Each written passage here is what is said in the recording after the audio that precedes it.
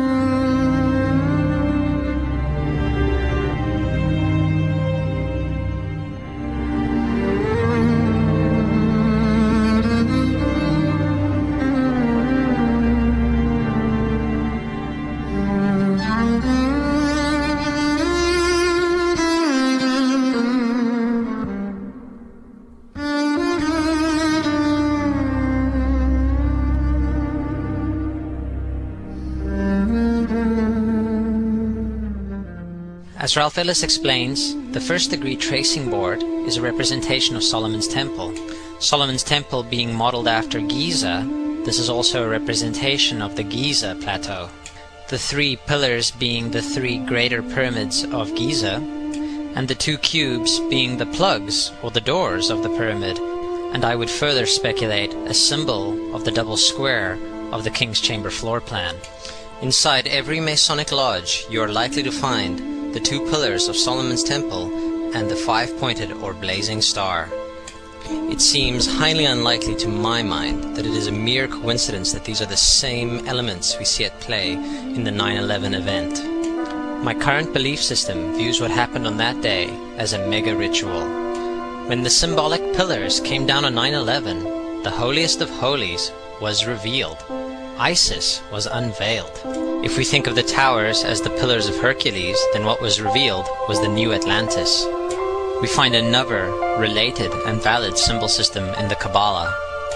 Here the World Trade Center represents the left and the right pillar, the middle pillar being formed by the space in between, and representing, amongst other things, cosmic illumination or higher consciousness. The middle pillar can also be viewed as World Trade Center 7.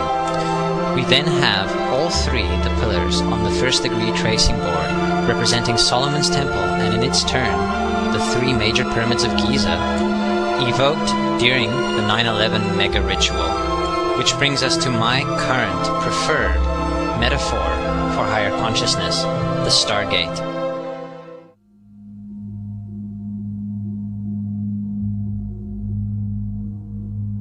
This corporate sculpture, which used to stand in between the twin towers, is called the spherical caryatid. It was made by artist Fritz Koenig and was nicknamed the Sphere. Let's have a quick look at Earth's Consensus Library entry about this piece and see what we can learn. We see that Koenig made this thing in Bavaria, the same place where the Illuminati was founded. The most interesting fact about the placement of the sphere at the World Trade Center Plaza has to be that architect and designer of the World Trade Center, Minoru Yamasaki, intended the plaza itself to be a representation of the Grand Mosque of Mecca, the sphere in particular taking the place of the Kaaba.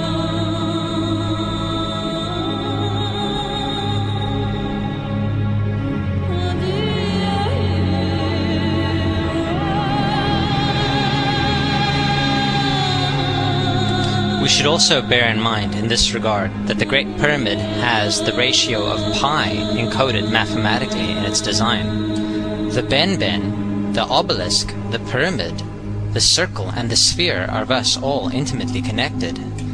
Ralph Ellis further speculates in Eden in Egypt that the processional rituals of the Muslims during the Hajj are directly descended from the rituals involving the circling of the Great Pyramid of Giza.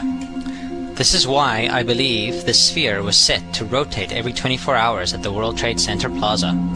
It was mimicking the processional rituals at the Kaaba and at the Great Pyramid of Giza.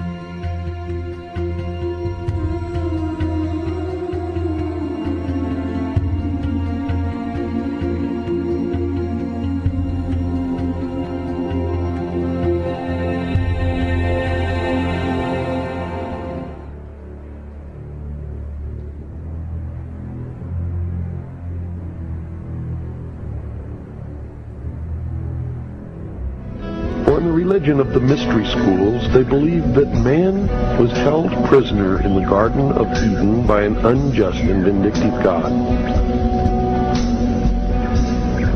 and that man was not told by this unjust and vindictive God that he could have the same powers. And man was set free from the bonds of ignorance by Lucifer through his agent Satan, and many believe that the two are the same. That's okay, because maybe they are. And that through the gift of intellect, man himself will become God.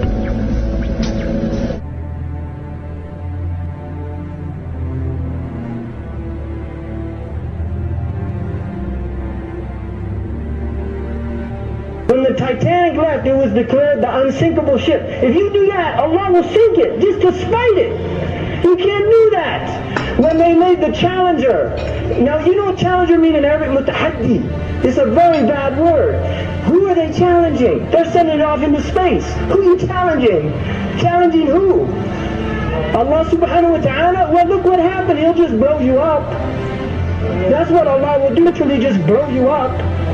And then they say, oh, it's a tragedy. The 7th grade teacher riding on raw technology. They put a 7th grade teacher into raw technology, thinking that they're قادرين عليها. حتى ظن أهلها أنهم قادرون عليها. They thought, the people, they'll become so deluded. Allah says in Surah Yunus, they will become so deluded that they think they're all powerful over the earth.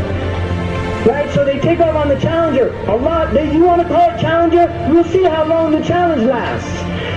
So as we start to look into the numerology, what we're looking at is a tree of life. And this is something that the magicians use, and what I believe to be a map of the extra dimension. So as you're looking into this map, there are 10 spots on it, and they are called the Sephiroth. And within these Sephiroth, you have your Trinity at the top. So this is the all, the one, looking at itself and creating a reflection. You go up from the bottom up to the top, you have 10 points, 10 being God, 10 being the hermaphroditic symbol, 1 and 0.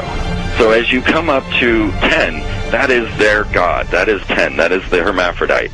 But if you stop at 9 and you skip to 11, skipping God, then you are a Luciferian. Because 11 is the number of the magician, it's the one step above. Once you have accomplished the tree of life, you are now the magician, you are one above 10. But they're doing it by skipping God. That's the symbolism of 9/11. Here we go.